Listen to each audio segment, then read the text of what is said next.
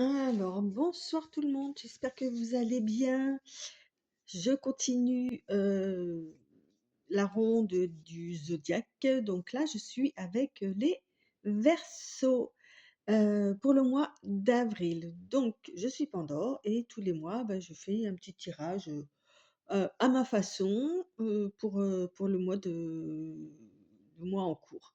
Ok, donc évidemment, ça ne parlera pas à tout le monde, à vous de voir ce qui vous fait vibrer ou pas, hein, et d'adapter en fonction de votre situation, bien évidemment. Donc là, pour la première coupe avec l'oracle G, on nous montre le serpent, ok, avec la mort. Alors, en fait, on vous explique là sur cette première coupe que ça va être la fin des commérages, des médisances autour de vous ou envers votre personne. Il y a quelque chose qui va se calmer et c'est très bien comme ça. Ok, ça prend enfin fin. Ok. Pour le deuxième paquet, donc on a avec le tarot, nous avons l'as. Hop, je vais vous le mettre comme ça, c'est pas grave. Je vous mets l'as de denier et le 3 ici de bâton. Alors, avec l'as de denier, on peut dire qu'il y a des nouveaux projets qui se préparent. On peut imaginer que,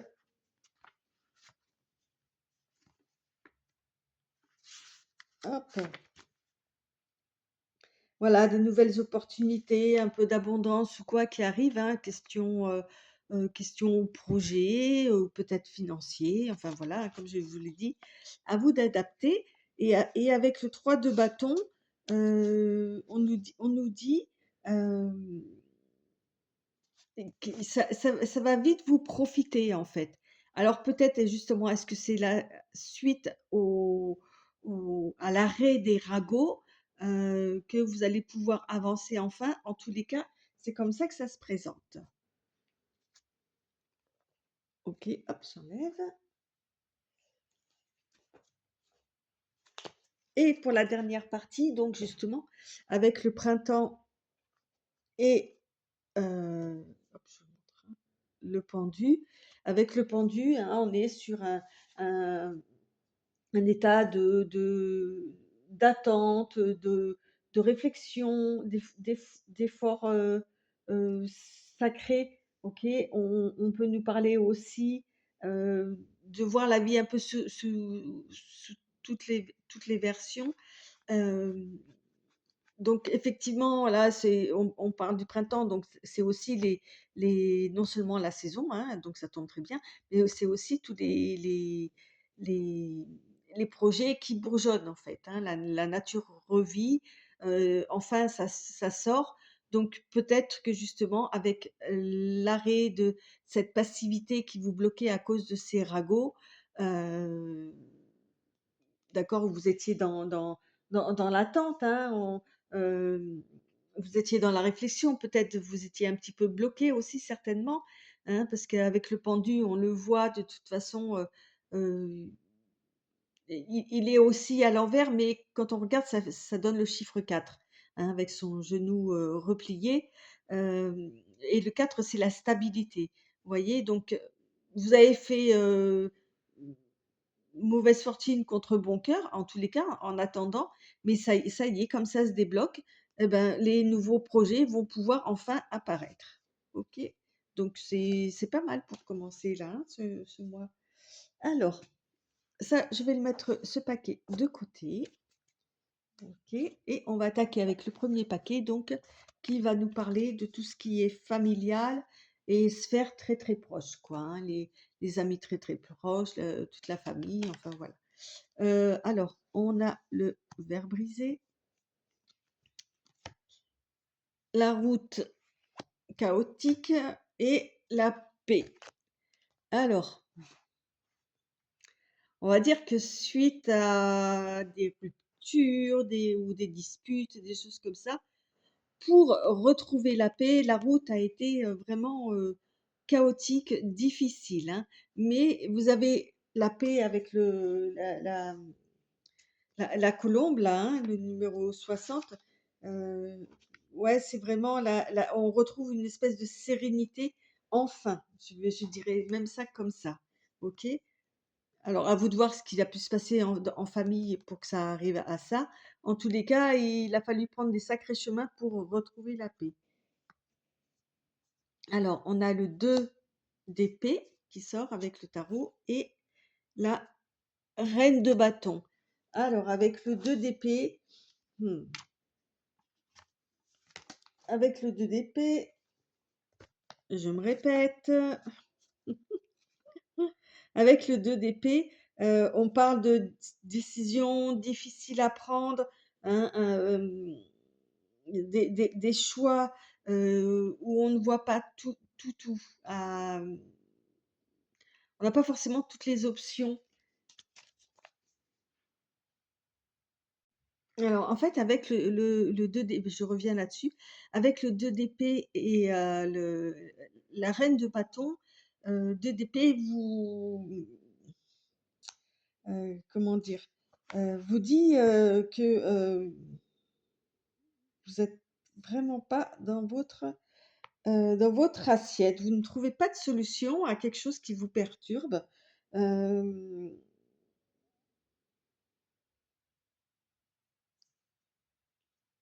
et vous il y a une espèce de dualité, hein, avec le 2 de toute façon. OK, on dit souvent que d'ailleurs le DDP, il y a souvent les yeux bandés, hein, on ne voit pas, c'est un peu au pifomètre, on est embêté ou quoi. Mais la reine de bâton et c'est quelqu'un qui et dans le partage. Donc on vous propose en fait avec ce si vous voulez retrouver cette paix-là, de partager votre problème avec, votre famille, vos proches, OK? Hem Parce que la reine de bâton, c'est quelqu'un qui est lumineux, qui est joyeux ou quoi et ça vous embête cette histoire, en fait, parce que, vous êtes plus dans la plénitude que peut amener justement les nouveaux projets ou quoi, parce que vous êtes embêté avec ce 2 d'épée. Donc, faites partagez, pour justement retrouver la lumière et ouvrir les yeux. D'accord? OK, OK. Alors n'hésitez pas à aller voir votre ascendant. Hein, ça vous donnera peut-être aussi un autre aperçu. Et puis n'hésitez pas à laisser un petit like au passage, hein, ça ne coûte rien pendant que vous m'écoutez. C'est sympa aussi. Donc là, on a, ouais, bah oui, vous voyez, avec le verre brisé, la colère, on est d'accord que bon. Avec l'impératrice, hein, on est sur quelqu'un aussi qui est euh, qui est décisionnaire, qui est volontaire, qui est intelligente, qui justement est dans la gestation, donc dans les projets, des choses comme ça. OK, l'impératrice a une très belle aura, en fait, hein, bah, c'est l'impératrice, hein, faut pas non plus chercher midi à 14h. Qu'est-ce que je pourrais vous dire de plus par rapport à l'impératrice? Avec l'impératrice, voilà, on est aussi dans la créativité, la fécondité, heu, on a confiance dans ses capacités, OK? Mais ne vous laissez pas emporter par cette colère parce que ça n'arrive pas comme vous voulez ou quand vous voulez ou voilà, heu, c'est pour ça. Hem Laissez ce côté-là colérique de côté et reprenez votre rôle là de reine de bâton, que vous soyez homme ou femme, hein, évidemment, hein. On parle là d'une énergie, hein, OK? L'impératrice, elle fait les choses avec joie, avec amour, c'est la féminité c'est la déesse, hein, donc hem, soyez comme ça et heu, ouais, évitez la colère, OK? Comme on dit, hein, la colère n'est pas bonne conseillère. Alors, le deuxième paquet va nous parler de tout ce qui est études, travail, et occupations, heu, que vous pouvez avoir à côté, quoi, hein. OK? Donc on commence avec, la campagne, la santé. OK. Une décision à prendre, un choix à faire et heu on est sur la trahison avec le 57, infidélité, trahison. Mais là, comme on est sur les activités, travail et études, on va prendre ça autrement. Hem, on va vous demander un petit peu de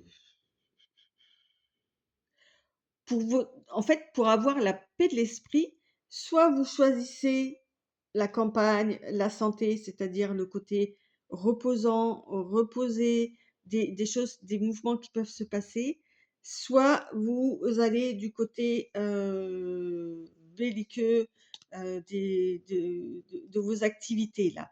Là, c'est vous qui avez le choix, d'être, quelqu'un de bien ou de quelqu'un de moins bien. C'est comme ça que je le ressens. Hein. OK, on continue avec le 7 de bâton.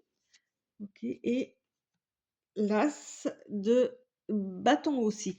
Donc les bâtons, je vous l'ai pas dit, mais c'est vraiment l'énergie à l'état pur, hein, l'action, l'énergie, hein, on est plein de force. Donc avec le 7 de bâton, on va nous parler.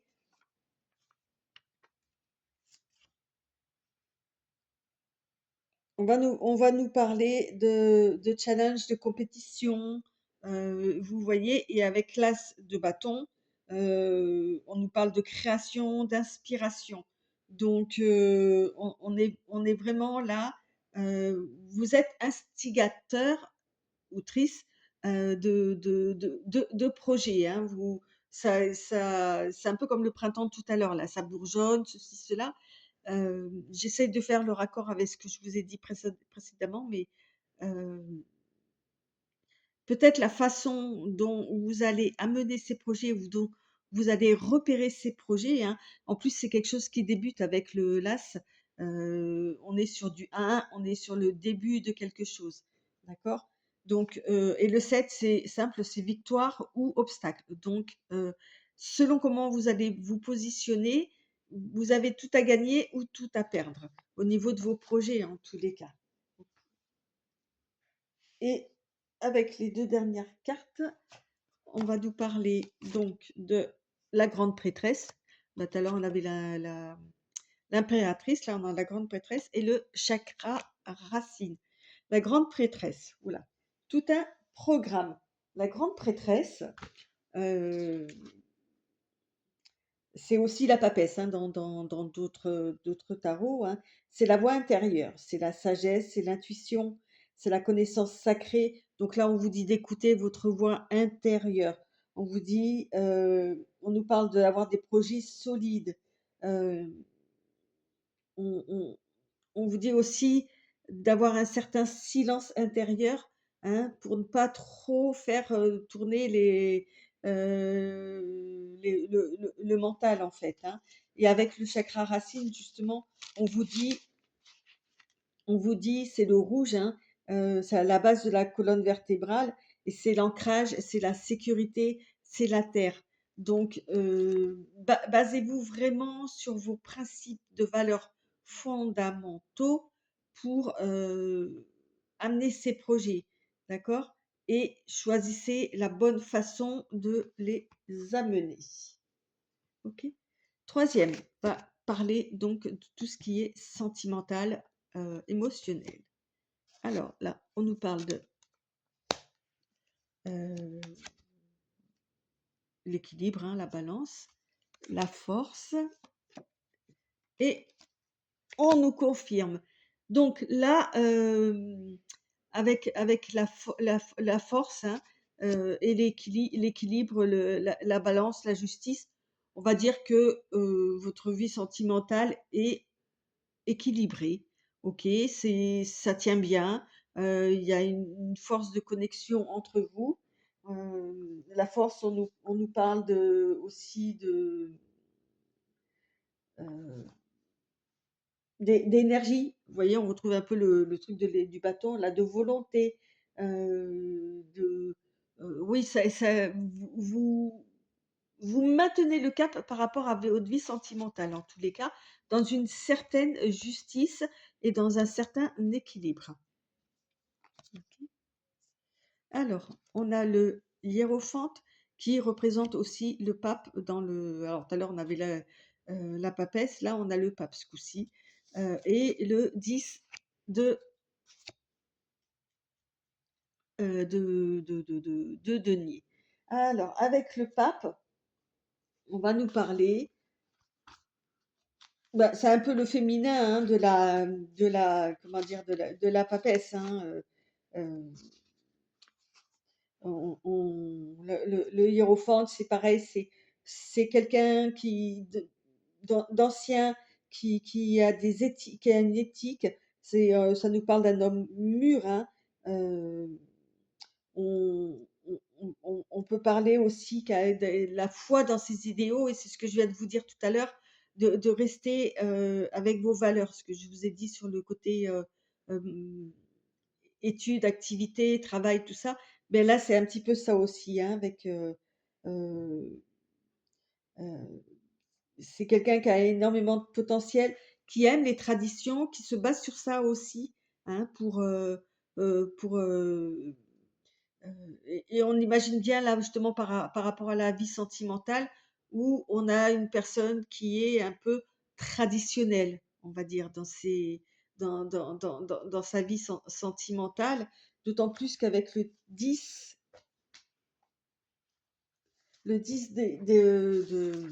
de coin, j'allais dire, pas du tout, le 10 de denier, euh, bah, on est sur une fin de quelque chose, on est sur un aboutissement. Alors, je ne vais pas dire une fin, je ne dirais pas ça. Le 10, c'est plus un aboutissement. On est arrivé au bout de quelque chose que l'on désirait. Euh, voilà, on parle de patrimoine, vous voyez, ça, et de richesse matérielle, et de comment dire, d'héritage aussi. Donc ouais, on a vraiment la symbolique là de quelqu'un de très classique, de très ancré dans ses valeurs, et comment j'ai dit tout à l'heure, quelqu'un qui est, oui, voilà, ouais, très traditionnel. Et ça va bien. En tous les cas, ça vous correspond et ça va bien comme ça. Alors, on nous parle de l'hiver. Voilà, et du chakra sacré. Avec l'hiver, on peut nous parler justement des traditions qui sont un peu figées dans le temps, mais qui perdurent, parce que ça peut certainement servir, hein. Et avec le chakra, oh là là, sacré, celui-là, il n'est pas facile à dire, hein, pour moi en tous les cas, hein. On est la couleur orange, hein, il se trouve juste au-dessus du nombril. Hein, eh ben, on est dans l'émotion, on est dans le plaisir. Donc, il en ressort vraiment quelque chose dans la créativité aussi. Euh, voilà, on peut dire aussi que justement le côté euh, émotionnel ou quoi est un petit peu figé euh, par rapport à toutes ces traditions qui restent fortes en fait. Hein. Euh, mais c'est pas non plus, il n'y a pas de jugement à avoir sur cet état, c'est comme ça, et heureusement que ça existe encore, parce que ça permet, certainement en tous les cas pour vous, ça vous ancre dans quelque chose qui vous plaît. D'où justement ce problème dans la famille, qui vous chiffonne. On en revient là-dessus. Alors, le quatrième paquet parle de tout ce qui est matériel et financier. Donc là, on a l'été, le désert et le voyage. Ok. Euh, alors, comment est-ce que... Je ne sais pas comment trop... Alors, l'été, le désert. Alors, il se peut très bien que vous attendiez l'été euh, pour partir en voyage. Ok. Parce que là, matériellement, financièrement, euh, c'est un peu, comment dire? un peu aride, hein, je dirais. Il y a quelque chose qui j'ai du mal à interpréter ces 3 cartes ensemble là. Heu, L'été, alors tout bêtement, hein, vous allez peut-être vous faire un voyage cet été et commencer à le préparer maintenant, dans un désert, hein, c'est possible. OK, pourquoi pas. Hem On va dire que on revient sur l'histoire de projet, peut-être que quand justement tous vos projets seront mis en route ou quoi, avec cette carte de l'été qui va ramener de la chaleur, beaucoup de choses sur quelque chose qui était assez aride, va vous permettre un petit peu de vous échapper, ou de vous payer un voyage, quelque chose comme ça. Hein, parce que d'ailleurs avec la sécheresse du désert et l'eau de l'océan, bon voilà quoi, hein, c'est pas mal. Alors on passe, je vous ai dit qu'il y avait pas de jugement il y a 3 minutes et là on parle de jugement. Donc là on parle d'un déclic, d'un réveil, hein, sonner les trompettes, OK, avec le 8 de coupe. Hem, Avec le 8 de coupe, on parle de laisser aller certaines choses, heu,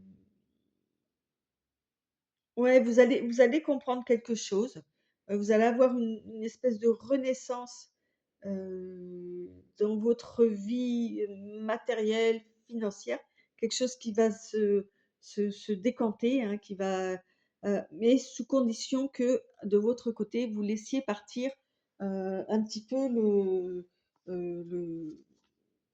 les coupes là, en fait, hein, le 8 de coupe, heu heu, peut-être justement dans ces fameuses traditions là qui vous tiennent à cœur, peut-être en laisser certaines, alors peut-être pas de les abandonner, mais, hem, d'aller voir ailleurs comment ça se passe, pourquoi pas? On pourrait dire ça comme ça. Et on continue avec les relations, bah oui, forcément, et la chance. Et justement, peut-être que si vous vous ouvrez un petit peu d'une autre façon, que vous sortez un petit peu de votre zone de confort, on va dire, heu, habituelle, vous allez peut-être, vous faire des nouvelles relations, hein. Ça va vous amener d'autres, et ça va être une chance puisque ça va vous amener peut-être des nouveaux horizons, OK? Comme celui-là, avec le bateau. Possible. À vous de voir et d'adapter. Ah oui et puis, bah, le dernier paquet concerne la surprise. Donc là, on a un jeune homme qui fait des économies et qui fait alors, la surprise, on a quelqu'un de relativement jeune ou en tous les cas, un jeune homme, enfin un homme en tous les cas plus jeune que vous, OK? Vous allez être surpris, ça va être la surprise parce que c'est une personne, peut-être que vous ne pensiez pas, qui fait des économies pour assurer, pour s'assurer une certaine, hem abondance, d'accord? Et ça va vous surprendre, heu, alors, si ça ressort, en plus dans la surprise, c'est que c'est quelque chose qui va vous percuter, OK? Alors, on parle du roi, d'épée, OK? Du 10 de coupe, heu OK.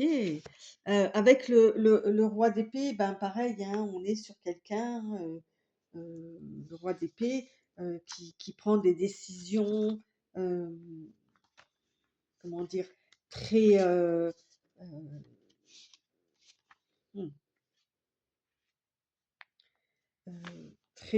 très droite, très tranchante, heu qui réfléchit énormément avant de prendre des décisions, hein. C'est un roi, hein, donc il est positionné sur son trône et il réfléchit. Il est pas dans l'action et lui, il est plus dans la réflexion et il prend ses décisions qui sont généralement justes, tranchantes, OK? Et avec le 10 de coupe, là, on est sur, bah, on est encore comme tout à l'heure, là, à l'aboutissement de quelque chose pour pouvoir repartir sur autre chose. Heu, dans le même mouvement, hein, on est là-dedans, hein, et et avec le 10 de coupe, on parle d'harmonie, on parle d'amour divin, heu, vraiment on est là-dessus quoi, hein. C'est, heu,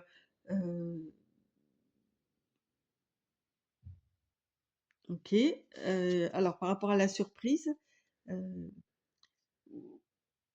ouais, peut-être, alors si vous êtes un homme ou peut-être c'est votre fils qui va vous surprendre dans cette et on a une espèce de fierté, là-dedans, je trouve, par rapport à ça et vous avez beaucoup de chakras, hein, chakra du troisième œil et bah, dis donc, chakra du cœur. Heu, alors je pense qu'il va falloir que si ça sort autant, que vous travaillez un petit peu sur vos chakras vos chakras, que vous les exploitiez un petit peu plus. Alors on va un tout petit peu développer au niveau du chakra du troisième œil, donc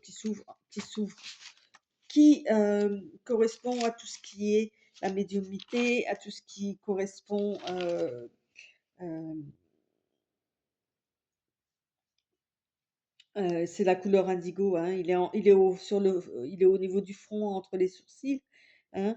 On est sur la communication, l'intuition, heu l'expression aussi, hein, voilà et on vous dit là, en fait, avec le chakra du cœur, qui est au milieu de la poitrine, hem,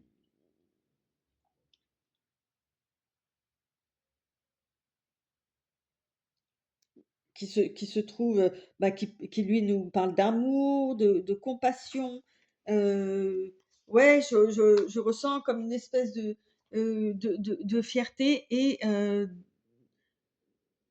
de ressenti, voilà, un énorme amour envers cette personne qui se retrouve là, hein, avec le 10 de voilà, mais surtout ce qu'on vous demande, c'est d'en parler, d'accord? Et c'est peut-être lié aussi justement avec tout ça là, ou une dispute par rapport à des choses qui ne vous ont pas plu et finalement vous vous apercevez que peut-être les conseils que vous avez prodigués, heu, se se se sont réalisés et et c'est super. OK et alors, je vais prendre une dernière carte, donc avec l'oracle de la synchronicité, juste histoire de terminer ce tirage. Ah oui. Alors, en fait, je vais prendre les 2 cartes de la coupe là. Avec l'attraction, hein, on est sur l'attraction, hein, quelque chose qui s'attire comme des aimants où c'est irrésistible en fait et vous allez peut-être percevoir que vous avez un certain talent, une certaine façon de faire, heu, qui vous permettent de guérir, heu, tout simplement. Voilà, je vais vous laisser là-dessus à méditer. Et puis, bah, je vous dis au mois prochain, pour les Verseaux et merci pour vos likes, merci pour votre écoute et à très bientôt. Bye bye.